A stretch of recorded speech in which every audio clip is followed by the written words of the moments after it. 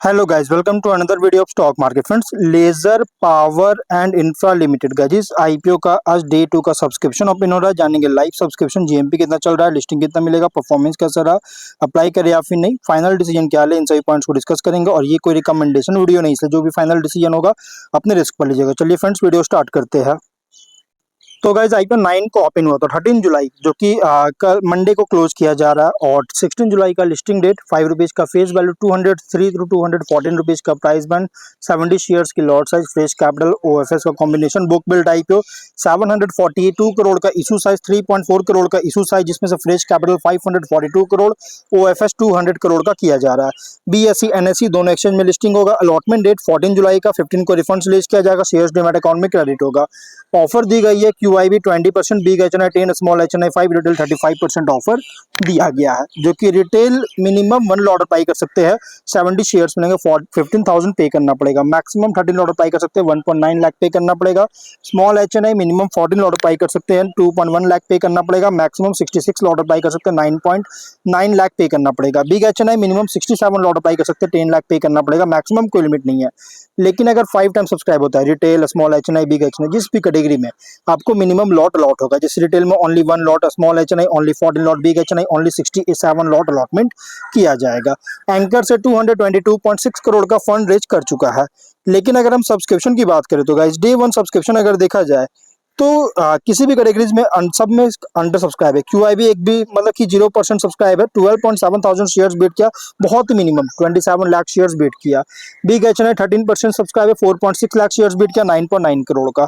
Small HNI 34% subscribe किया, 5.9 लाख का, और 5.9 लाख शेयर्स बीट किया, 12.5 करोड़ का। रिटेल 25% सब्सक्राइब है, 30.8 लाख शेयर्स बीट किया, 66 करोड़ का, जो कि हर एक कैटेगरीज में बहुत ही मिनिमम सब्सक्राइब है। Total 17% subscription, 41.4 lakh shares bid किया, 88.6 करोड़ का सब्सक्राइब है। अगर हम इसके जीएमपी की बात करेंगे तो कंपनी का जो जीएमपी ट्रेड कर रहा है अगर देखा जाए तो गाइस, इसका जीएमपी है लगभग 27 रुपीज का, जिसके अकॉर्डिंग 12.6% का ठीक एक मॉडरेट प्रीमियम पे लिस्टिंग एक्सपेक्ट कर सकते हैं। 241 रुपीज का एस्टिमेटेड लिस्टिंग प्राइस, 1890 रुपीज का एस्टिमेटेड प्रॉफिट सिंगल लॉट में मिल सकता है। बिजनेस की बात करें तो one of the leading player है power cables and conductor segment में, नॉर्थ ईस्ट इन रीजन में, और प्रोडक्ट्स को पैन इंडिया बेसिस पर सेल करता है। कंपनी जो है अगर देखिएगा तो यहाँ पे मार्जिन इंप्रूव होता हुआ देखने को मिल रहा है, बहुत तेजी से मार्जिन इंप्रूव कर रहा है हर साल। आप देख सकते हैं 26 में 2348 करोड़ का रेवेन्यू, 151.6 करोड़ का प्रॉफिट है। मार्जिन यहाँ पे इंप्रूव होता हुआ देखने को मिल रहा है, क्योंकि बैकवर्ड इंटीग्रेशन के साथ और न्यू हाई वैल्यू और हाई मार्जिन प्रोडक्ट्स का इंट्रोडक्शन के साथ। लेकिन हाँ, रेवेन्यू भले गिरावट आया 26 में, बट प्रॉफिट में नो डाउट मार्जिन बहुत अच्छी ग्रोथ देखने को मिल रहा है।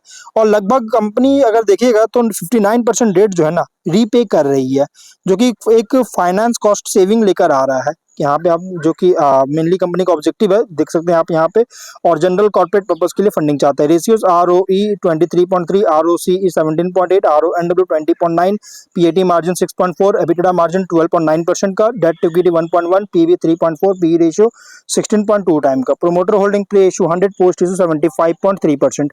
मार्केट कैप 3004 करोड़ के अराउंड होगा। इसके रिसेंट फाइनेंशियल डेटा के अकॉर्डिंग प्राइस बैंड जो रखा गया है, फुल्ली प्राइस रखी गई है। आईपीओ की जो प्राइस बैंड है ना, फुल्ली प्राइस्ड आईपीओ है। लेकिन अगर हम स्वॉट यहाँ पे कंपनी का स्वॉट पीयर्स की बात करेंगे तो कंपनी के जो पीयर्स है आप देख सकते हैं, बहुत सारी कंपनी जैसे अपार इंडस्ट्रीज, पॉलीकैब, काई, डायनामिक, यूनिवर्सल, बहुत सारी कंपनीज के कॉम्पिटिटर है। स्वॉट एनालिसिस करेंगे तो स्ट्रेंथ अगर देखा जाए तो power transmission, distribution, EPC sector में ऑपरेट करता है। Power cables, conductors, other electrical products का मैन्युफैक्चर करती है पावर इंडस्ट्री के लिए। इंटीग्रेटेड बिजनेस मॉडल है जो कि कंबाइन है मैन्युफैक्चरिंग और ईपीसी सर्विसेज, जो कि मल्टीपल रेवेन्यू स्ट्रीम्स प्रोवाइड करता है। स्ट्रॉन्ग एग्जीक्यूशन कैपेबिलिटी है पावर ट्रांसमिशन, रूरल इलेक्ट्रिफिकेशन और सबस्टेशन प्रोजेक्ट्स में, और मैन्युफैक्चरिंग फैसिलिटीज भी स्टैब्लिश कर चुका है, जिससे क्वालिटी और ऑपरेशनल एफिशिएंसी सपोर्ट करता है। लॉन्ग स्टैंडिंग रिलेशनशिप है यूटिलिटीज, गवर्नमेंट बॉडीज और इंडस्ट्रियल कस्टमर्स के साथ। प्लस जो इन्वेस्टमेंट इंक्रीज हो रहा है, इससे बेनिफिट मिलता है पावर इंफ्रास्ट्रक्चर में पूरे इंडिया में। वीकनेस की बात करें, बिजनेस डिपेंड करता है गवर्नमेंट इंफ्रास्ट्रक्चर स्पेंडिंग और ईपीसी प्रोजेक्ट एग्जीक्यूशन पर। वर्किंग कैपिटल इंटेंसिव है, लार्ज इंफ्रास्ट्रक्चर प्रोजेक्ट्स के कारण रेवेन्यू फ्लक्चुएट कर सकता है। प्रोजेक्ट एग्जीक्यूशन टाइमलाइंस पर डिपेंडेंट होने के कारण प्रॉफिटेबिलिटी अफेक्ट कर सकता है। Copper, aluminium, other raw material prices में फ्लक्चुएशन के द्वारा बिजनेस में कंटिन्यूअस कैपेक्स और मैन्युफैक्चरिंग कैपेसिटी को एक्सपैंड करने का रिक्वायर हो सकता है। लेकिन अपॉर्चुनिटीज की बात करें तो गाइज डिमांड ग्रो कर रही है पावर ट्रांसमिशन और डिस्ट्रीब्यूशन इंफ्रास्ट्रक्चर के लिए। गवर्नमेंट फोकस है rural electrification, renewable energy, smart grid projects पर, जिससे लॉन्ग टर्म ग्रोथ सपोर्ट करता है। न्यू डोमेस्टिक और इंटरनेशनल मार्केट का में एक्सपेंशन रेवेन्यू को इंक्रीज कर सकता है। डिमांड ग्रो कर रही है हाई वोल्टेज केबल्स और ईपीसी सॉल्यूशंस के लिए। कैपेसिटी एक्सपैंड कर रहा है, जिससे इकोनॉमीज ऑफ स्केल और प्रॉफिटेबिलिटी दोनों इंप्रूव कर सकता है। बट थ्रेट अगर देखा जाए तो strong competition established cable manufacturer और ईपीसी कंपनी से, और गवर्नमेंट अप्रूवल्स प्रोजेक्ट एग्जीक्यूशन में अगर डिले होता है तो रेवेन्यू अफेक्ट कर सकता है। कमोडिटी प्राइसेस में वोलेटिलिटी के कारण ऑपरेटिंग मार्जिन इंपैक्ट कर सकता है।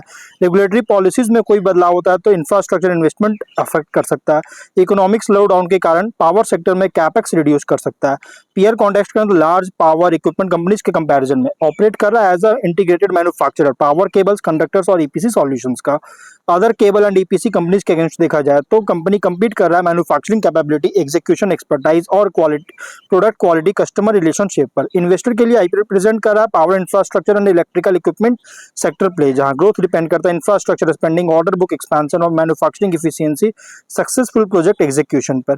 लिस्टिंग स्ट्रेटजी में अगर लिस्टिंग इन अकॉर्डिंग अगर देखा जाए, देखिए सब्सक्रिप्शन डिमांड अगर स्ट्रॉन्ग होता है रिटेल, एचएनआई, क्यूआईबी कैटेगरीज में तो कंसीडर कर सकते हैं, लेकिन जीएमपी और सब्सक्रिप्शन ट्रेंड दोनों मॉनिटर कीजिएगा इशू क्लोज से पहले।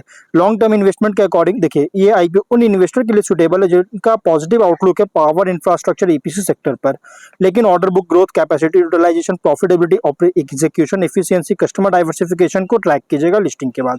स्ट्रेटजी वर्डिक्ट लिस्टिंग के लिए अगर सब्सक्रिप्शन डिमांड जीएमपी सपोर्टिव होता है तो कंसीडर कर सकते हैं। लॉन्ग टर्म के लिए सिलेक्टिव है, लेकिन उन इन्वेस्टर के लिए जिनका लॉन्ग टर्म व्यू है पावर इंफ्रास्ट्रक्चर ईपीसी सेक्टर पर। तो ओवरऑल बात करें गाइस तो आप इसमें जो भी फाइनल डिसीजन लीजिएगा अपने रिस्क पर लीजिएगा, ये कोई रिकमेंडेशन वीडियो नहीं है। तो गाइस वीडियो कहीं पर एंड करता है, अगर कोई डाउट है कमेंट बॉक्स में पूछे। मिलते हैं नेक्स्ट वीडियो में, टिल देन बाय बाय।